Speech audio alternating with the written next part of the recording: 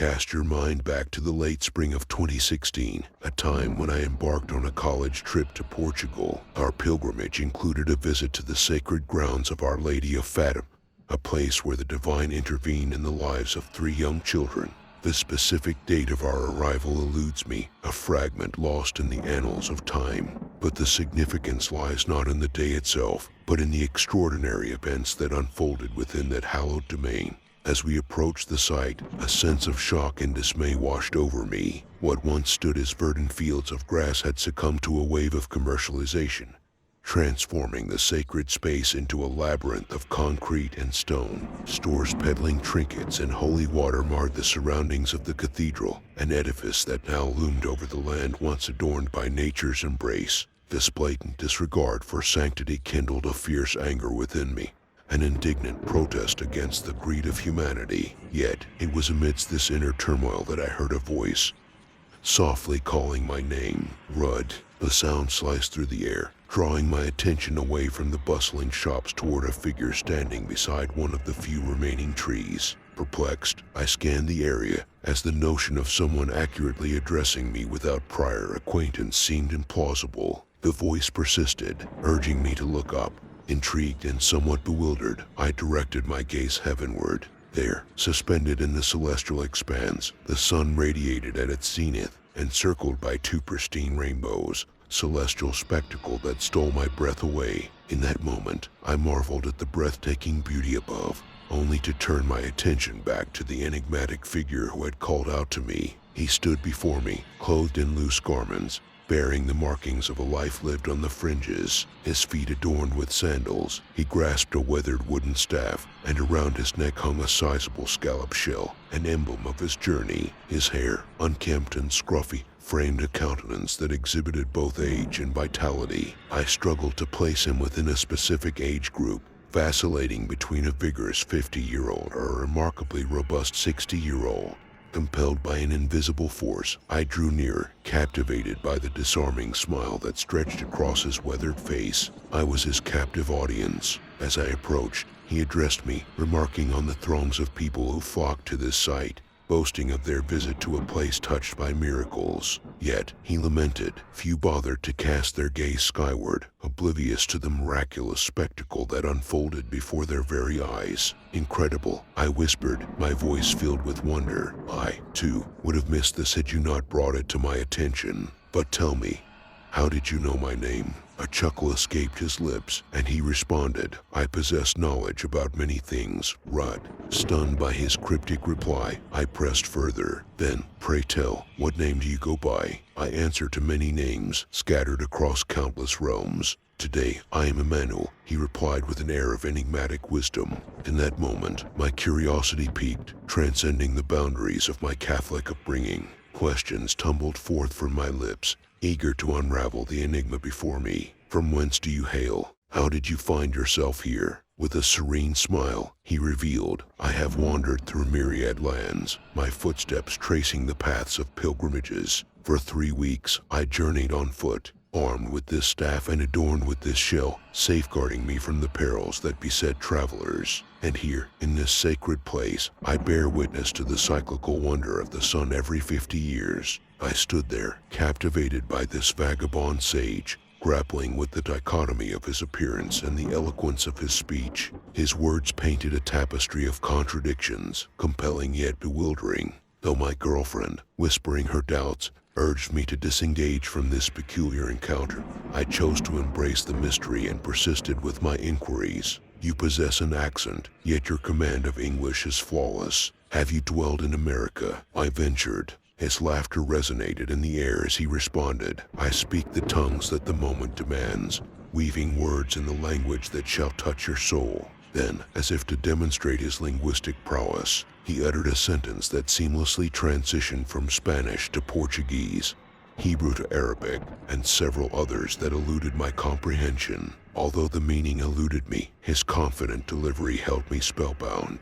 My jaw hung agape, a testament to the astonishment that enveloped me. I knew, without a doubt, that I stood before someone extraordinary. However, as my college dean intervened, pulling me away from this ethereal encounter, He disparaged the man, likening him to a mere beggar. Yet, as I was forcibly led away, the mysterious figure bellowed, "Rud, go forth and guide others toward the heavens." His laughter reverberated, etching his presence indelibly into my consciousness. For the remainder of that day, within the confines of Our Lady of Fatima, I seized upon unsuspecting strangers, urging them to raise their eyes to the heavens. Each person I approached marveled in awe at the celestial display, their faces awash with wonder. However, they soon resumed their reverential gestures, praising the man-made structures that now overshadowed the miraculous grounds. I shall never claim to know the true identity of the enigmatic Emmanuel, nor shall I endeavor to decipher the inexplicable circumstances that brought us together. Yet, this brief encounter, imprinted upon my psyche,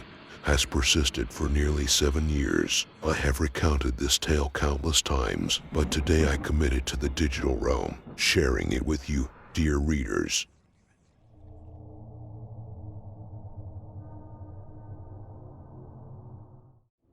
This place, despite its lack of haunted reputation or associated deaths, holds an air of mystery that lingers beneath its well-maintained exterior. It stands open to the public, its corridors alive with visitors. This is no crumbling ruin, exuding a chilly darkness. No, it appears ordinary, even mundane.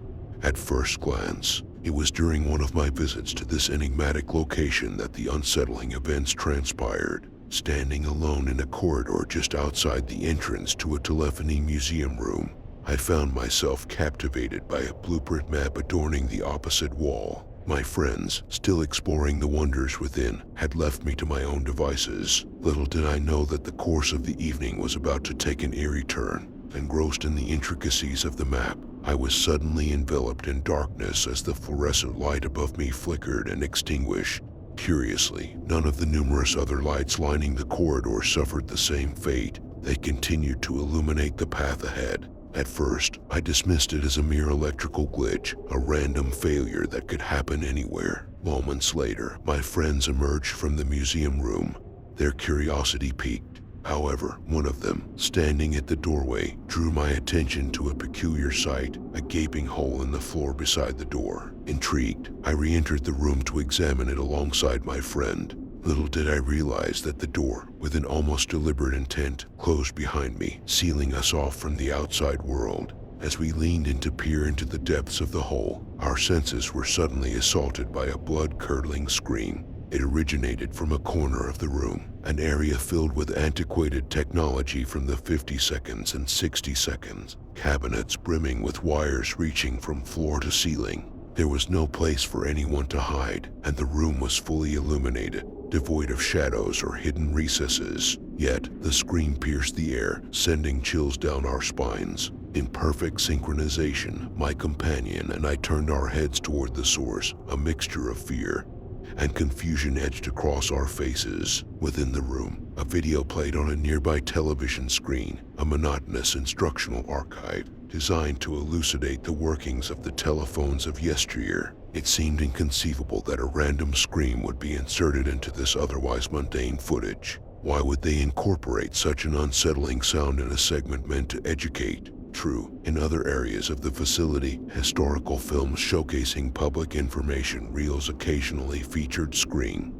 Yet, these were confined to their designated spaces, their auditory impact contained within specific realms. The room we found ourselves in had never been accompanied by such haunting cries before. Moreover, I had visited this underground bunker on 2 previous occasions, and never had I encountered a similar disturbance, an unexplained scream or a light flickering above me. The incident left both my companion and me on edge. We shared our unnerving experience with the rest of our group, but they brushed it off with nonchalant dismissals. Our friend who had accompanied me, staunch in his skepticism, refused to entertain any notions of ghosts, spirits, or the supernatural. Yet, deep down, I couldn't shake the lingering sense that something inexplicable had unfolded within those walls, forever altering our perception of this seemingly unremarkable place.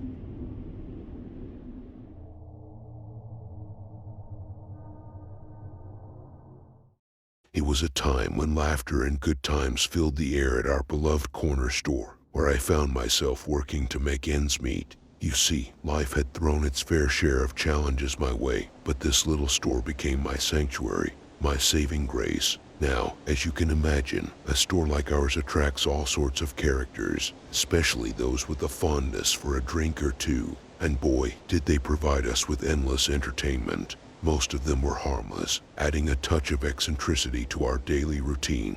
But on that fateful Saturday night, things took a horrifying turn. The regular crowd had gathered, as they often did, sharing stories and laughter. Among them were a couple whom I had spotted around the neighborhood before. They had been customers for years, according to the store's owner, who had seen them come and go since he first took over the place. They seemed like an ordinary pair, not particularly talkative, but nothing seemed amiss until that night. As they entered the store for the second time that evening, I could sense an unusual tension between them. Voices escalated, words became daggers, and before I knew it, their argument echoed through the aisles. It was hard to ignore, my friend. The woman's voice, filled with rage, pierced through the air, while the man's response sent chills down my spine. With a sudden burst of anger, he reached for a bottle of beer from the cooler, a cheap one at that, and then, in a horrifying turn of events, he swung it at her head with a force that made my heart skip a beat.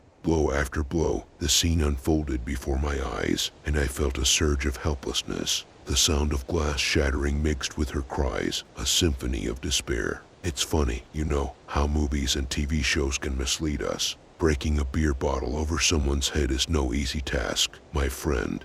It takes a tremendous amount of force, and as the bottle continued to rain down on her, my heart sank. She crumpled to the floor, motionless, a mere shell of the vibrant soul she once was. In that moment of shock and disbelief, I mustered the courage to act. Sprinting towards them, I caught his attention, and he fled into the night, leaving behind a scene of horror and a life hanging by a thread. I couldn't bear to touch her myself, fearing the worst, so I made the urgent call for help.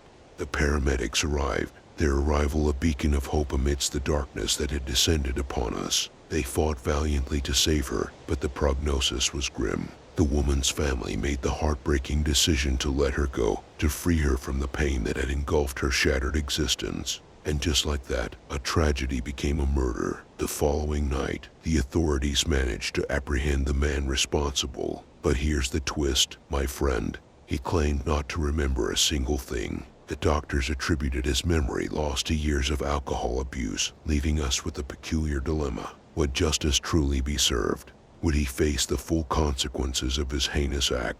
As I pondered these questions, wrestling with conflicting emotions, I couldn't help but wonder if sometimes, just sometimes, the wheels of justice falter, allowing darkness to slip through the cracks. It's a bitter pill to swallow, my friend, knowing that sometimes people indeed get away with murder. But amidst the despair, our community came together, embracing the grieving family with open arms. We formed a tight-knit support network, providing solace and strength during their darkest hours. Candlelight vigils were held, prayers were whispered, and acts of kindness flowed abundantly. The trial loomed ahead, casting a shadow of uncertainty over our community. Would the memory loss defense prevail? Would justice be served, or would it slip through our fingers like sand? It was a topic of heated discussions among neighbors and friends, each with their own opinion on what should be done.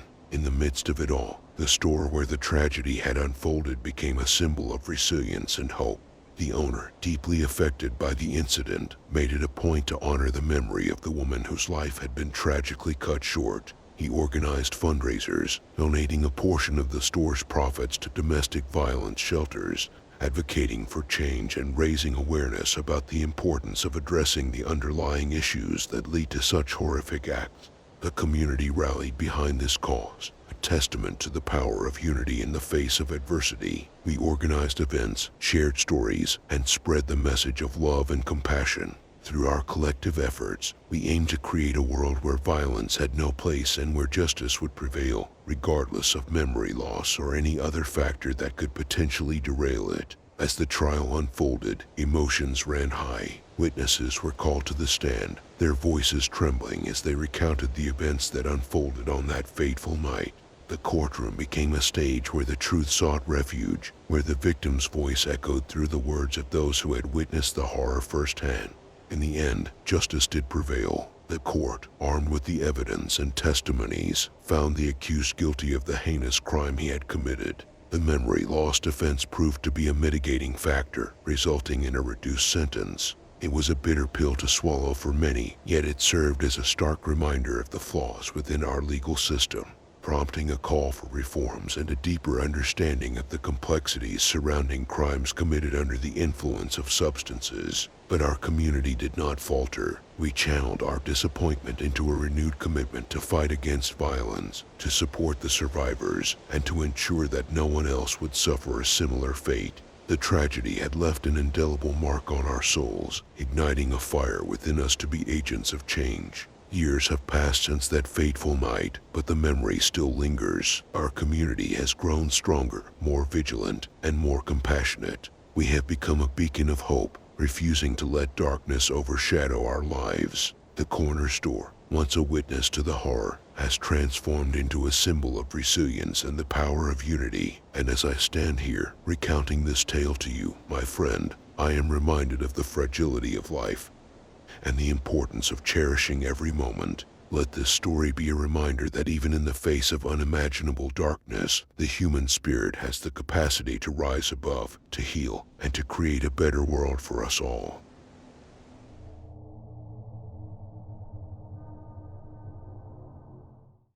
In the realm of darkness and despair, where nightmares take shape and innocence fades, there exists a tale that haunts the deepest recesses of my memory. Allow me to recount this chilling encounter, a tale of dread and survival that unfolded during my high school years, when the veil between the ordinary and the malevolent was torn asunder. Tim, my steadfast companion and closest confidant, resided on the opposite side of our quaint neighborhood. Our afternoons were enlivened by animated battles in the digital realm, stretching into the witching hours of the night. However, one fateful evening, the tranquility of our routine would be shattered. The path that led me home from Tim's house wound its way through a dormant town, its streets devoid of life's footfall, as twilight cast its inky shroud upon the surroundings. Yet, the solitude of those nocturnal walks had never perturbed me before. It was a small town, a haven from the horrors that lurked beyond its borders, or so I had naively believed. The journey, usually uneventful, encompassed a solitary route, culminating in a stroll down the town's main street. At that hour, the shops stood silent and the streets lay deserted. Occasionally, a lone figure would drift into view, a passerby, an elderly woman, innocuous encounters that posed no cause for alarm. But that fateful autumn day would be marked by a sinister presence. As I traversed the railroad tracks adjacent to the post office, my attention was inexplicably drawn to a figure ensconced in the parking lot. Cloaked in a nondescript hoodie, his features obscured, the mysterious individual caught my gaze, and unease took root within me. I quickly averted my eyes, as though caught in the act of prying into a stranger's existence. Yet, it was too late. The figure rose abruptly, urgency propelling his every step toward the adjacent sidewalk.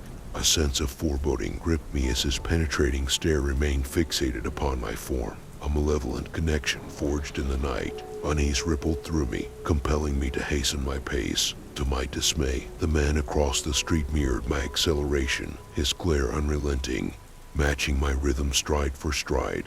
Though he never attempted to cross the road, his steadfast pursuit was undeniable. A decision, fueled by desperate gambles, seized my thoughts, a left turn onto a dimly lit side street, an alternate path leading me astray from the main road. If fortune favored my risk, I could elude the man's menacing shadow. And so, without hesitation, I veered onto the darker thoroughfare, guided by a flickering glimmer of hope.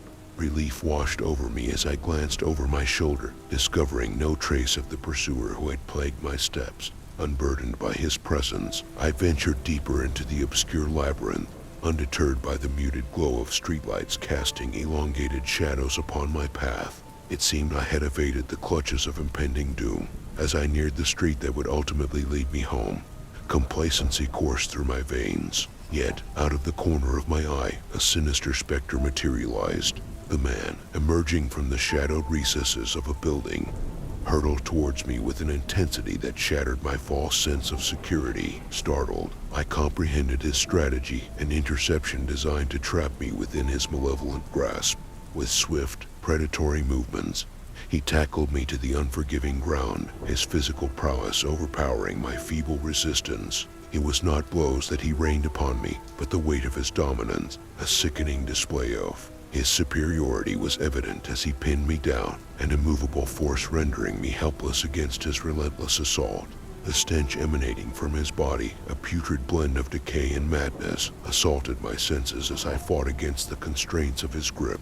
But it was his eyes that bore into mine with unhinged intensity, betraying a deranged mind steeped in torment. Madness spilled from his lips, his words a twisted symphony of resentment and delusion. He accused me of false superiority, a reminder of a life he believed I could never comprehend. Curiously, he addressed me as JJ, a name that held no meaning in my existence. How he knew me remained an enigma. Another layer of terror woven into this macabre tapestry. I strained against his hold, my desperate struggles akin to a lamb futilely resisting the jaws of a predator. His hand, a vice around my throat, tightened its grip, cutting off the flow of life-giving air. Panic surged within me, mingling with the searing pain of my head being slammed repeatedly against the unyielding pavement.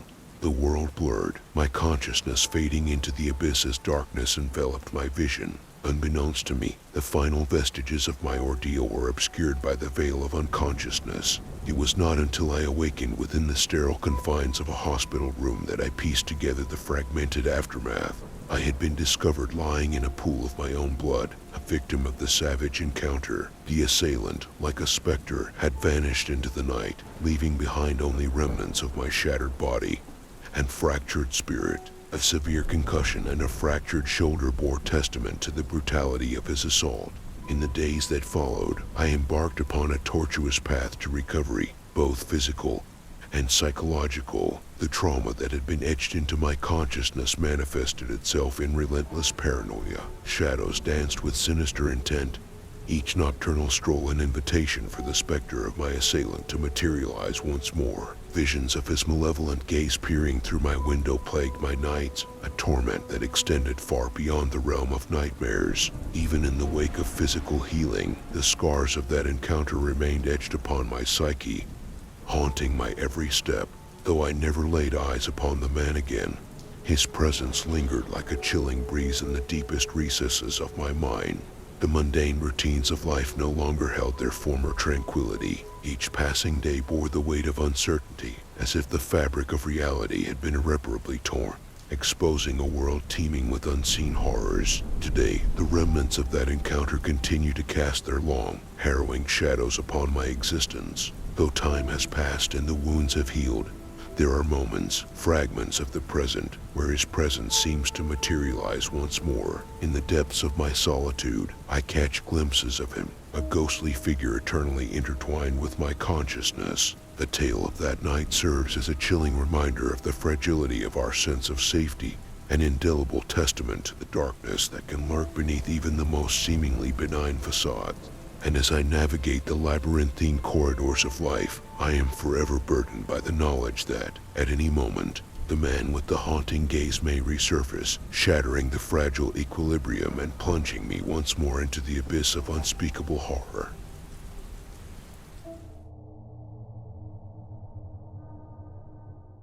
As a seasoned restaurant worker, my late nights were a routine I had grown accustomed to. On this particular night, after completing a grueling double shift at a bustling ramen establishment, I decided to treat myself to a well-deserved Uber ride home. It was a familiar ritual, a quick beer to unwind before settling into the backseat and letting the driver transport me to my destination. My Uber arrived promptly, and I verified the license plate to ensure I was getting into the correct vehicle. The driver acknowledged my presence and confirmed my name without uttering a single word. Exhaustion had already started to take its toll, and I found myself on the verge of dozing off during the ride. Somewhere along the journey, I noticed an unsettling sensation, a persistent gaze fixed upon me through the rearview mirror. It was as if the driver's eyes were locked onto mine, devoid of any discernible emotion. Initially, I attributed it to my own fatigue and the effects of the beer I had consumed. Perhaps he believed I was intoxicated and merely kept a watchful eye on his passenger for safety reasons. As minutes turned into miles, I realized that the route the driver was taking deviated from the usual path. We were now making our way through an unexpected stretch of Rikers Island, an area I was entirely unfamiliar with. The surroundings transformed from urban streets to a landscape teeming with trees, construction machinery, and fluorescent traffic cones. The cracked concrete under our wheels accentuated the eerie atmosphere. Suddenly, the car came to an abrupt halt, the engine silenced. Puzzled, I looked at the driver, awaiting an explanation for this unexpected stop. Without offering any details, he tersely instructed me to exit the vehicle and summon another Uber. Confusion engulfed me. There had been no signs of mechanical issues, no indication of a flat tire or an empty gas tank. Nonetheless, I obeyed his command and stepped out onto the desolate surroundings of the construction zone. As I stood there, alone and disoriented, my mind spiraled into panic. Something felt terribly amiss. Hastily, I reached for my phone and dialed for a new Uber, desperate to escape this unsettling situation. When my rescuer arrived, the concern on his face was evident. He questioned why I found myself stranded in the middle of nowhere at such a late hour. 1 a.m. creeping upon us. I recounted the peculiar encounter with the previous driver, prompting him to urge me to report the incident immediately. Taking his advice to heart, I lodged a detailed report with Uber, recounting every unsettling detail of my encounter. I scrutinized the profile of the driver. The rating stood at a respectable 4.8 stars, and the license plate matched the one I had noted. However, a chilling revelation emerged. The photograph displayed on the profile did not correspond to the man who had been behind the wheel. Despite my best efforts, the report seemed to vanish into the abyss. It left me with a disconcerting sense of unease, a nagging feeling that I had narrowly escaped a potentially dangerous situation. What if I had unknowingly come face to face with a predator, a murderer, or worse? The unanswered questions haunted me, forever etching this unsettling experience into the depths of my memory.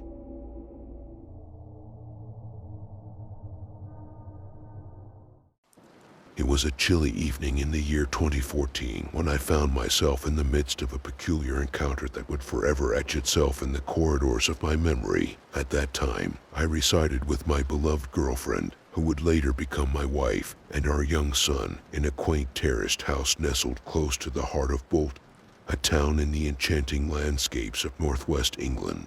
Our abode, a traditional 2 up, 2 down, stood as a testament to the simplicity of our lives, a testament that would soon be shaken by an otherworldly presence. As fate would have it, my girlfriend was pursuing her dreams of becoming a veterinary nurse, tirelessly working late shifts from 2 p.m. to 11 p.m. This left me, the doting father, in charge of our precious son during those twilight hours. On this particular evening, I had lovingly tucked him into bed before descending downstairs to tend to the mundane chores that claimed our attention. As my hands embraced the soapy embrace of the pot and pans, a faint sound reverberated through the house, a symphony of footsteps echoing from the landing above. Instinctively, I assumed it to be my son, awakened from his slumber and playfully scampering through the upper realms of our humble abode in search of our presence, a familiar routine in our daily lives. Drying my hands with a rag, I prepared to embark upon the customary quest of guiding my son back to the realm of dreams. However, as the footsteps grew nearer, a disconcerting realization dawned upon me. These were not the playful strides of a child. Instead, they bore the weight of an adult, deliberate and purposeful. The steps, growing louder and more pronounced, began their descent down the staircase, which elegantly curved along the wall that divided our 2 lower chambers. My heart quickened its rhythm as anticipation mingled with a sense of trepidation, for what awaited me at the foot of those stairs was far from ordinary. As the mysterious figure rounded the bend, revealing herself to the earthly realm, I beheld a woman draped in a flowing white gown that seemed to ripple with ethereal grace. Her presence loomed over me, towering at a height that surpassed 6 feet, her golden tresses cascading down her back like a waterfall of sunlight. But as her countenance materialized before my eyes, I was met with an uncanny sight. Her features, undeniably human, bore a peculiar quality, a subtle aberration that hinted at something more. It was as if she were an imitation, a masquerade of humanity, concealing a secret truth beneath her borrowed guise. Engulfed in a mixture of awe and apprehension, I stood rooted to the spot, the world around me fading into the background as the enigma unfolded. And then, in an instant, as the woman took her final step towards the earthly realm, she vanished, dissolving into the ethereal mist from whence she came. A tingling sensation danced upon my skin as I stood in the aftermath of this inexplicable encounter. Time stood still, allowing me to gather my thoughts and summon the courage required to ascend the staircase and ensure the safety of my slumbering son. With each step, my heart pounding in my chest, I approached his room, a sanctuary of innocence and tranquility. To my relief, there he lay, undisturbed by the otherworldly visitor that had graced our home. His cherubic face, blissfully untouched by the mysteries that swirled within the confines of our abode, brought me solace and a renewed sense of purpose. With my heart slowly returning to its regular rhythm, I made my way back downstairs, waiting eagerly for the arrival of my girlfriend. The front door creaked open, and her weary but comforting presence filled the space, dispelling the remnants of my unease. As I recounted the otherworldly encounter, she listened intently, her eyes wide with intrigue. Though she hadn't been present to witness the ethereal figure, she offered words of solace and support, assuring me that I wasn't alone in my experience. Together, we delved into research, scouring books and online forums for any trace of similar encounters in our beloved town.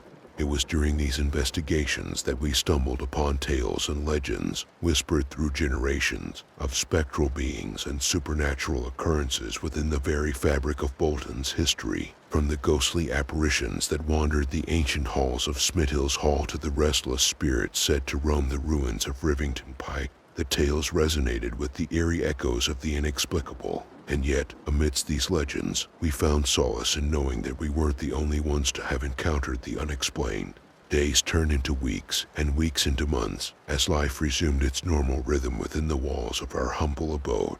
Though the memory of that fateful encounter remained etched in my mind, it gradually lost its grip on my everyday thoughts, fading into the tapestry of life's peculiarities. Yet, it was a constant reminder of the vast mysteries that surround us, of the thin veil that separates our world from the realms beyond. It served as a catalyst, igniting a curiosity within me, a desire to explore the hidden depths of the supernatural and to unravel the secrets that lay concealed within the shadows. In the years that followed, my wife and I delved further into the realms of the paranormal, attending local ghost walks, visiting haunted locations, and immersing ourselves in the rich folklore that pervaded our surroundings. With each step, our understanding of the unexplained deepened, and our appreciation for the intricate tapestry of life expanded. And as our son grew older, he too developed a fascination with the mystical, often regaling us with tales of his own encounters with imaginary friends and unexplainable phenomena.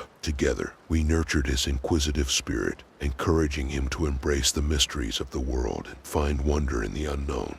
For it is through our experiences, both extraordinary and mundane, that we navigate the vast expanse of existence. Life's tapestry, woven with threads of the seen and unseen, continues to unfurl before us, revealing hidden truths and captivating mysteries that challenge the boundaries of our understanding.